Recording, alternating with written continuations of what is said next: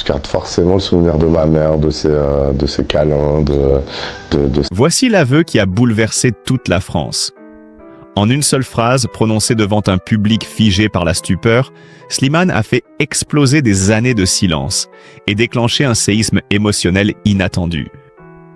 Personne n'aurait imaginé qu'il oserait révéler un secret aussi brûlant, un secret capable de fissurer des carrières, des familles et des certitudes. Et si la plus grande histoire d'amour cachée de la musique française venait enfin d'être dévoilée sous nos yeux? Restez. Tout commence maintenant. Ce soir-là, lorsque le silence a explosé sous l'aveu de Slimane, personne ne pouvait mesurer l'ampleur du raz-de-marée qui allait suivre. Car derrière cette déclaration brûlante se cachait une histoire beaucoup plus complexe, faite de regards suspendus, de mots retenus, d'élans étouffés et de vérités trop lourdes pour être dites à voix haute.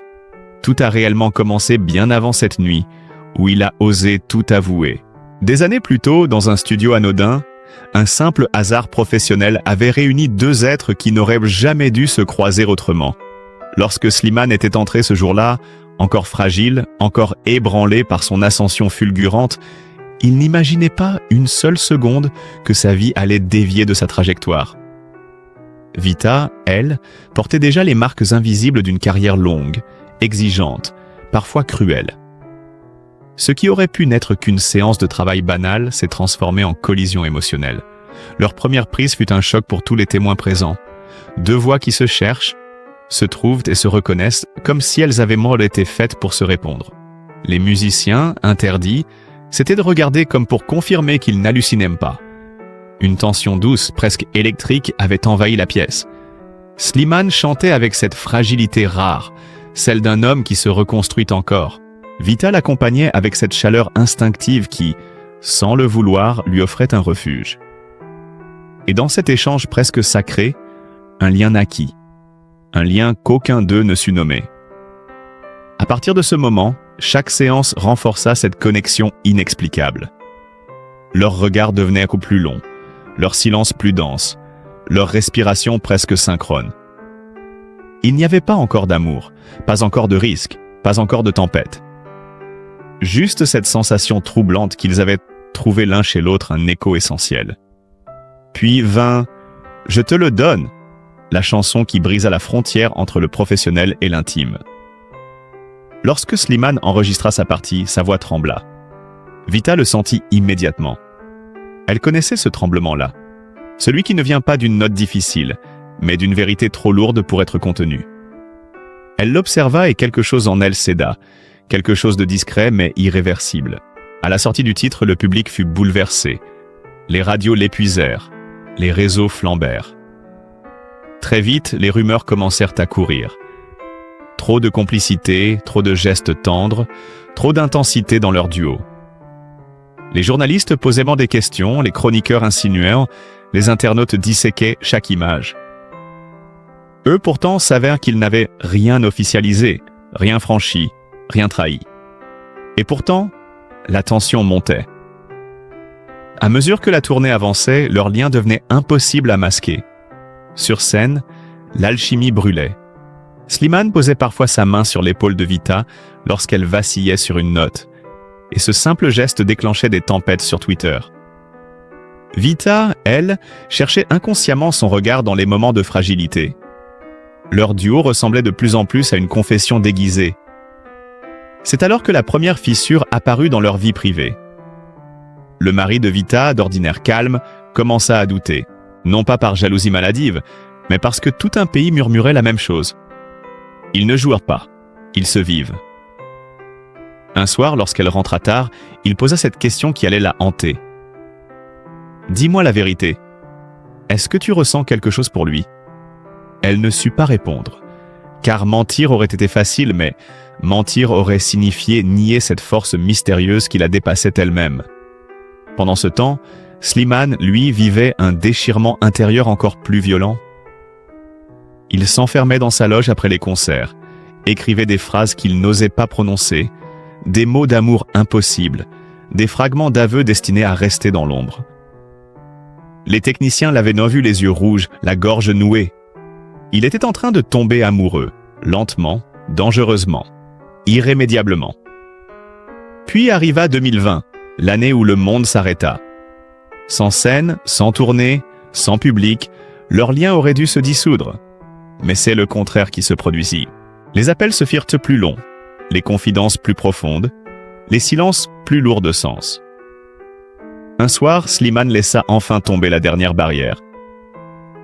J'ai peur de ce que je ressens, peur parce que je sais que je n'ai pas le droit. De l'autre côté du fil, un silence. Pas un silence de rejet, non. Un silence qui blessait car il révélait une vérité dangereuse. Elle aussi ressentait quelque chose. Mais elle avait une famille, des enfants, une vie construite. Alors elle murmura « On doit rester prudent ».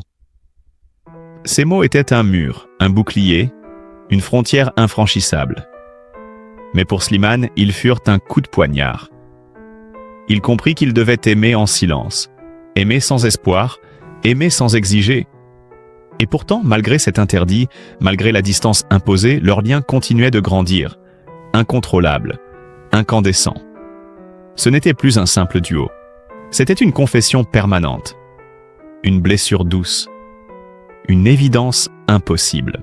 Et lorsque la vie reprit, lorsque les concerts se remplirent à nouveau, l'intensité entre eux était devenue trop forte pour rester dissimulée. Le public l'apercevait, les médias la traquaient, les proches s'en inquiétaient. Slimane, lui, arrivait au seuil du supportable. Le silence, désormais, le consumait. Il savait qu'un jour, il devrait parler. Et ce jour-là approche plus vite qu'il ne l'aurait cru. À partir de cet instant où le silence devint trop lourd à porter, un compte à rebours invisible s'enclencha dans la vie de Slimane. Chaque concert, chaque répétition, chaque rencontre avec Vita devenait une épreuve intérieure, un mélange de bonheur incandescent et de douleur contenue. Il suffisait parfois d'un regard échangé en coulisses, d'un sourire fragile sur scène, pour que tout son monde vacille à nouveau. Vita, elle, sentait cette tension monter, se glisser entre eux comme une ombre qu'il faisait semblant d'ignorer, mais qui gagnait du terrain chaque jour. Elle tentait de maintenir l'équilibre fragile de sa vie familiale, mais la pression médiatique, les regards insistants, les spéculations incessantes la poussaient dans une zone de plus en plus inconfortable. Son mari, pourtant bienveillant, voyait ses certitudes se fissurer. Même ses proches lui demandaient des explications qu'elle ne pouvait pas donner. Comment expliquer un lien qu'elle-même ne comprenait pas? Comment rassurer quand on ne sait plus très bien où se termine la vérité artistique et où commence la vérité du cœur? Pendant ce temps, Slimane se perdait dans une spirale émotionnelle incontrôlable. Les chansons qu'il écrivait ressemblaient à des aveux déguisés. Certains textes étaient si transparents que son équipe lui demandait parfois s'il ne souhaitait pas les garder pour lui. Mais Slimane ne savait plus comment cacher ce qu'il ressentait. Sa musique devenait son refuge, son cri, sa confession silencieuse. Puis survint un moment charnière, un événement discret mais déterminant. Une répétition à huis clos, tard le soir, après une journée épuisante. Il n'y avait plus personne dans le studio, seulement eux deux, assis sur le sol, dos au mur, riant de fatigue.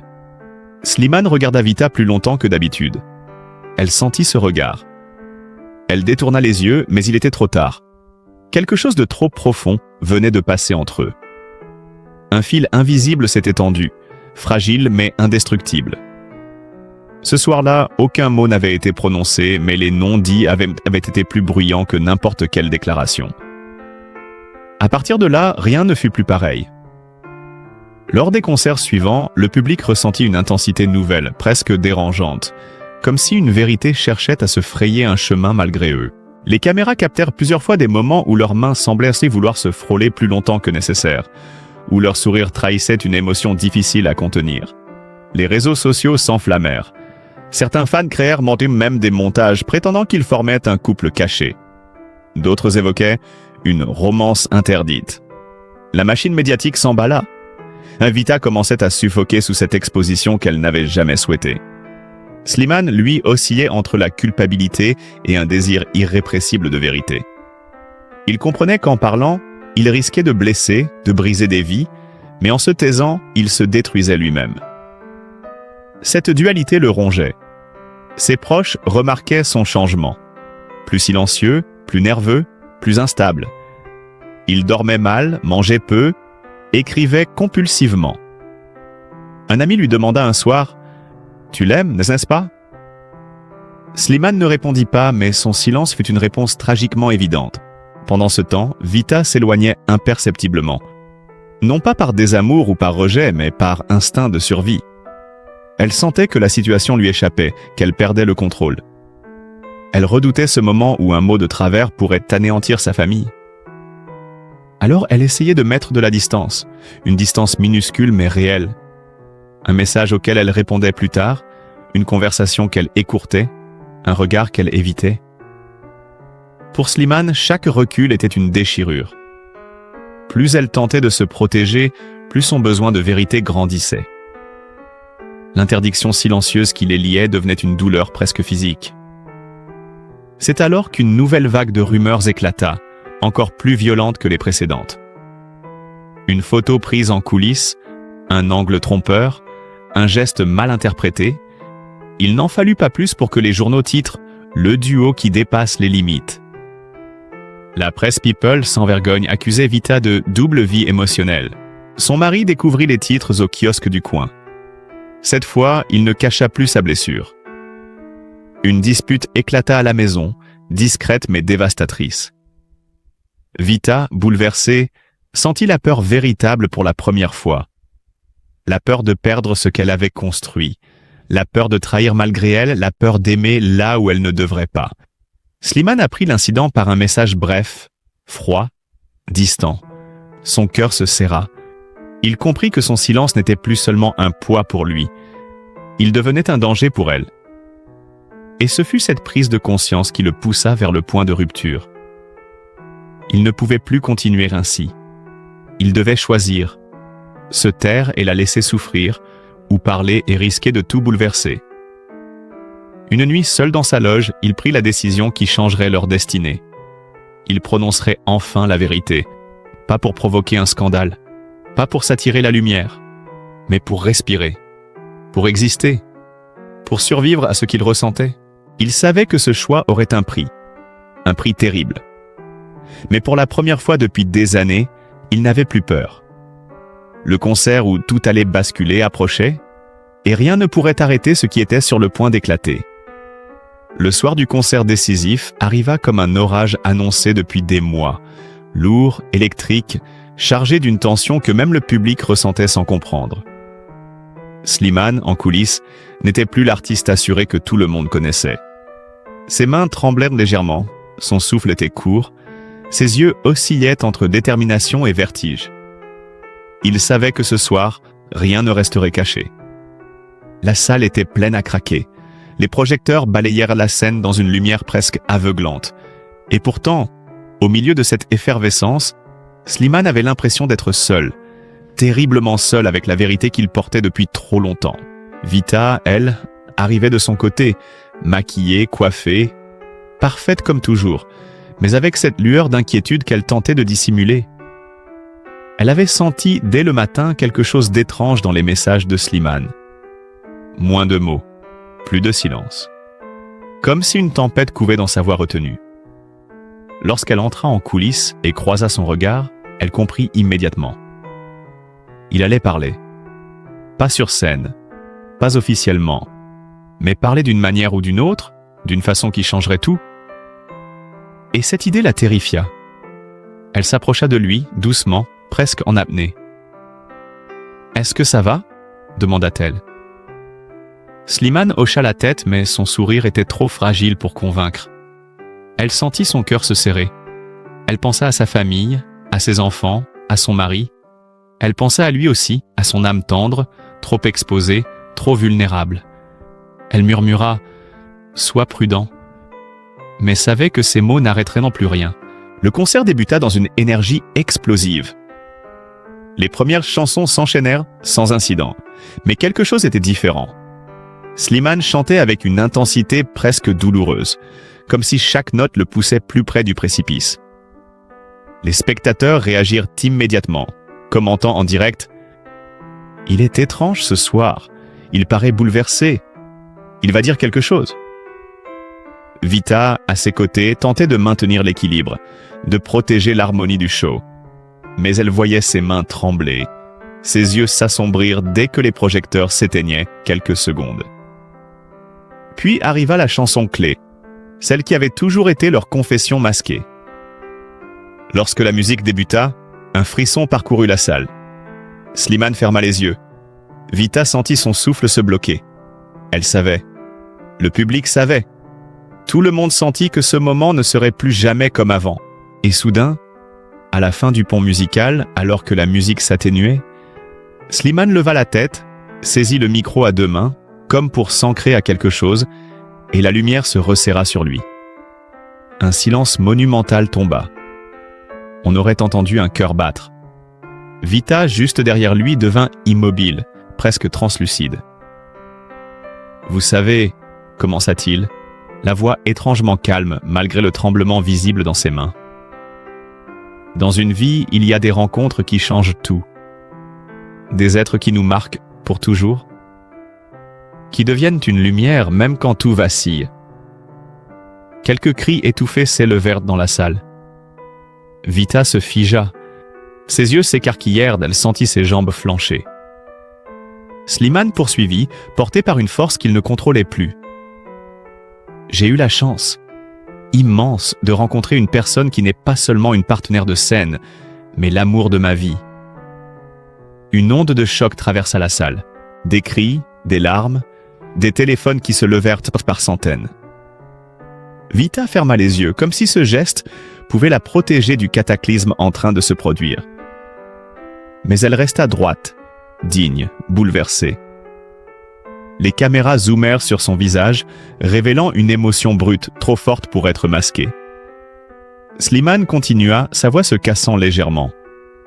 Elle sait qui elle est, elle le sait depuis longtemps, et moi aussi. Cette fois, Vita dut détourner le regard.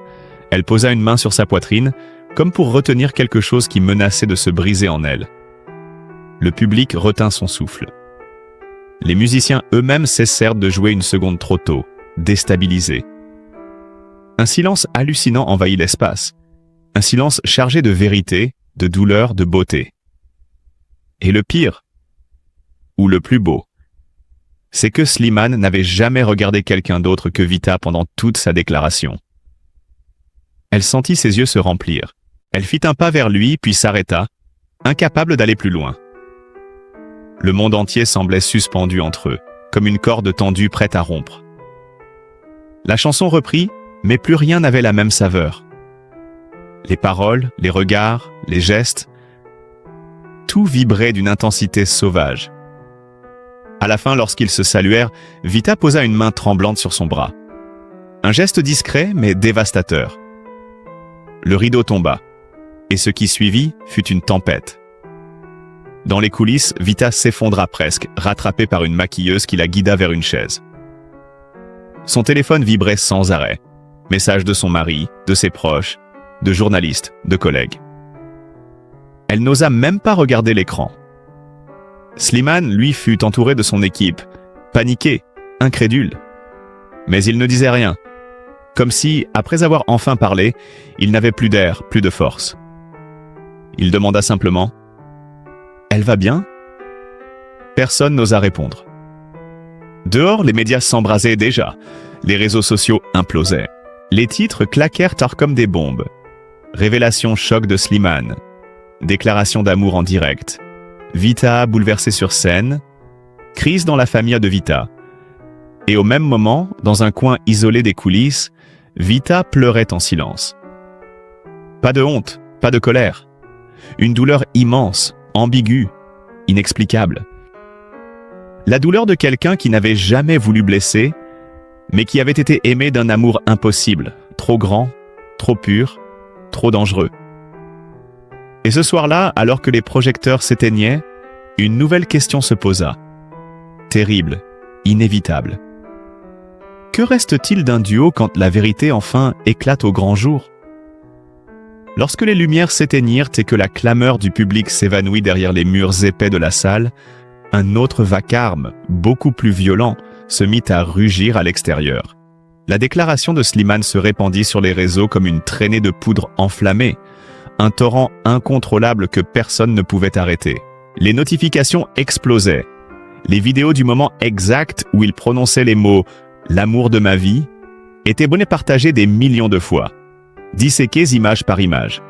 Les chroniqueurs s'arrachèrent déjà le sujet. Les plateaux télé se réorganisèrent en urgence. Les journalistes envoyèrent des dizaines de messages à leurs attachés de presse. En moins d'une heure, la déclaration devint l'événement numéro 1 en France. Mais derrière cette déferlante médiatique, deux êtres tentèrent de survivre à un choc beaucoup plus intime. Vita, encore en coulisses, n'arrivait pas à reprendre son souffle. Elle avait l'impression que les murs se rapprochaient, que chaque vibration de son téléphone était une détonation. Son mari l'appelait sans relâche. Elle ne savait pas quoi lui dire, quoi expliquer, quoi justifier. Elle n'avait jamais voulu cette exposition, jamais voulu devenir la protagoniste d'un scandale si immense. Elle aimait sa famille, elle aimait sa vie, et pourtant, ce soir-là, elle comprit que quelque chose venait d'être irrémédiablement brisé. Pendant ce temps, Slimane, isolé dans une loge vide, vivait un mélange étrange de soulagement et de terreur. Il avait enfin parlé. Il avait libéré un poids qu'il portait depuis des années. Mais à quoi coup? Il imaginait le visage de Vita, celui de son mari, celui de ses enfants. Il imaginait la tempête qu'il venait de déclencher autour d'elle, alors même qu'il avait agi en croyant la protéger de sa propre vérité. Il passa ses mains sur son visage, tentant de reprendre le contrôle, mais ses doigts tremblaient encore. Dehors, des membres du staff frappèrent à sa porte, l'implorant de sortir, de répondre, d'apaiser les rumeurs. Il refusa, il ne pouvait pas affronter le monde. Pas maintenant. Pas encore. Un peu plus loin, Vita finit par répondre à un appel de son mari. Sa voix était brisée, hachée. Elle tenta de s'expliquer, mais chaque mot semblait alimenter un feu déjà incontrôlable. « Ce n'est pas ce que tu crois, je ne savais pas. »« Il ne m'a rien dit, » répétait-elle, mais la douleur dans la voix de son mari était insoutenable. « Toute la France pense que vous vivez une histoire. Comment veux-tu que je me tienne droit devant ça ?» Elle sentit les larmes lui brûler les yeux. Elle essaya de nier, de rassurer, mais au fond, elle savait que ce que les gens percevaient depuis des années, son mari l'avait perçu aussi. Et c'était peut-être la partie la plus terrible. Ce n'était pas un mensonge, mais une vérité impossible. Pendant ce temps, un membre de l'équipe réussit à faire entrer un conseiller en communication auprès de Slimane. Il parlait vite, trop vite, proposant des stratégies, des excuses publiques, des démentis calibrés. « Nous devons réagir immédiatement, sinon votre carrière va imploser. » Slimane leva les yeux vers lui, épuisé, vidé. « Je ne dirai pas que j'ai menti. » Le conseiller le regarda, médusé. « Vous comprenez ce que cela implique? Vous allez être la cible de tous. On vous accusera de briser un foyer, de manipuler le public, de créer une polémique pour attirer l'attention. » Slimane répondit simplement. « Je n'ai plus peur de la vérité. » Et dans cette phrase, il y avait autant de force que de désespoir. Cependant, l'un des drames les plus violents se déroulait loin des caméras, dans la voiture qui ramenait Vita chez elle. Assise à l'arrière, le regard perdu, elle revivait chaque seconde de la soirée comme un cauchemar au ralenti. Elle revoyait le moment où Slimane avait prononcé ces mots, la tension dans sa voix, la lumière qui se resserrait autour de lui, l'émotion qui vibrait dans la salle. Une part d'elle voulait le protéger, le rassurer, lui dire qu'elle comprenait, qu'elle ne lui en voulait pas. Mais une autre part se sentait trahie, exposée, dénudée devant un pays entier. Arrivée chez elle, la maison était silencieuse, trop silencieuse. Son mari l'attendait dans le salon, le visage fermé, blessé. « Est-ce que tu l'aimes ?» demanda-t-il. Une question simple mais portée par toute la douleur du monde. Vita sentit son cœur se fissurer. Elle aurait voulu dire non immédiatement. Elle aurait voulu crier non. Mais les mots restèrent emprisonnés dans sa gorge. Ce silence, ce minuscule silence, fut une déflagration. Son mari détourna le regard. Elle tenta de l'approcher, mais il recula instinctivement, comme si tout son être se protégeait d'une vérité qu'il ne voulait pas entendre. Elle s'effondra en larmes. De son côté, Slimane apprit par un membre de l'équipe que Vita était rentrée en pleurs. il sentit une douleur atroce traverser sa poitrine. Il n'avait jamais voulu ça. Il voulait se libérer, pas la détruire. Il sortit enfin de sa loge, marcha dans les couloirs vides, le visage ravagé. Une caméra l'aperçut discrètement, capturant son expression défaite. Cette image devint virale en 1 heure. Les commentaires affluaient, il regrette, il souffre. C'est une tragédie moderne. Pendant la nuit, des milliers de fans laissèrent des messages de soutien, mais aussi de colère. Certains accusaient Slimane d'avoir humilié Vita. D'autres accusaient Vita de l'avoir encouragée par ambiguïté. Les plus extrêmes exigeaient qu'elle s'explique publiquement. Le lendemain matin, les journaux titraient en lettres gigantesques. Chacun racontait sa version. Les talk-shows s'emparèrent de l'affaire. Les familles, les amis, les collègues, tout le monde avait un avis. Et pendant que la France se passionnait pour leur histoire, eux deux tentaient simplement de respirer sous les décombres. Vita resta enfermée chez elle toute la journée, incapable de répondre à un seul message. Elle regardait par la fenêtre en espérant que la tempête passerait de vite. Slimane, lui, écrivit une lettre qu'il n'osa pas envoyer. Une lettre où il disait « Je suis désolé, je t'aime. Je ne voulais pas te faire du mal. Je voulais juste exister quelque part dans ta vérité. » À la fin de cette journée dévastatrice, une question brûlante demeurait, suspendue au-dessus d'eux comme une lame. Comment reconstruire lorsque tout a été exposé, dévoilé, déchiré? Et surtout, que devient un amour impossible lorsqu'il n'a plus de refuge? Dans cette histoire bouleversante où 2 êtres ont tout donné sans jamais vraiment pouvoir s'appartenir, il est facile de juger, mais tellement plus beau de comprendre. Derrière les projecteurs, derrière les rumeurs et les apparences, il y a des cœurs fragiles, des choix impossibles, des douleurs silencieuses que personne ne voit. Slimane, Vita, leur famille, leurs doutes. Tout cela nous rappelle que les artistes restent des êtres humains, vulnérables, traversés par les mêmes tempêtes que nous. Alors, si cette histoire vous a touché, si vous avez ressenti leur émotion, leur beauté, leur lutte intérieure, prenez un instant pour leur envoyer un peu de douceur. Laissez un commentaire de soutien. Partagez une pensée bienveillante. Mettez un like pour montrer que la compassion existe encore. Et abonnez-vous à la chaîne pour continuer à découvrir des récits humains, vrais, profonds. Ensemble, construisons un espace où l'on écoute avant de juger, où l'on comprend avant de condamner, où chaque histoire trouve enfin un cœur pour l'accueillir.